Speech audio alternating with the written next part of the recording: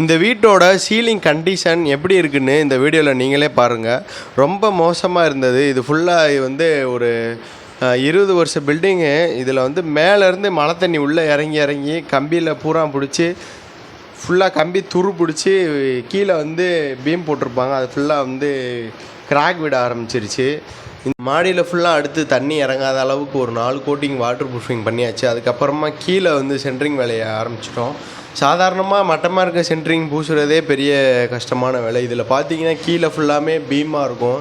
இது பூசுகிறதே ஒரு காம்ப்ளிகேட்டான வேலை. சரின்னு சொல்லிவிட்டு கிராக்கை ஃபுல்லாக தட்டி உடைக்க ஆரம்பிச்சிட்டோம். உடைச்சா அப்படியே மழை மாதிரி கொத்தாக பிடிங்கிட்டு விழுக ஆரம்பிச்சிருச்சு. இதில் ஃபுல்லாக அந்த டாக்டர் ஃபிக்ஸிடு ரஸ்ட் ரிமூவர் வாங்கி கம்பி தெரிகிற இடங்கள்லாம் நல்லா அப்ளை பண்ணி விட்டாச்சு. அப்ளை பண்ணி ஒரு நாளுக்கு அப்புறம் அப்படியே டாக்டர் ஃபிக்ஸிட் 301 மிக்ஸ் பண்ணி பூசி வேலையை முடிச்சாச்சு. சென்ட்ரிங் வந்து கொஞ்சம் வீக்காக இருந்ததுனால நம்ம என்ன பண்ணிட்டோம், கஸ்டமர் சொன்னோம் சென்ட்ரிங் வீக்காக இருக்குது, இதில் சேனல் கொடுத்தா கொஞ்சம் சரியாக இருக்கும் அப்படின்னு. அவங்க சரி ஓகே சேனல் கொடுத்துடலாம் அப்படின்ட்டாங்க. அப்படியே நம்ம உடனே போயிட்டு அளவு எடுத்து சேனல் வாங்கி நம்ம அப்படியே ஃபிட் பண்ணி விட்டாச்சு.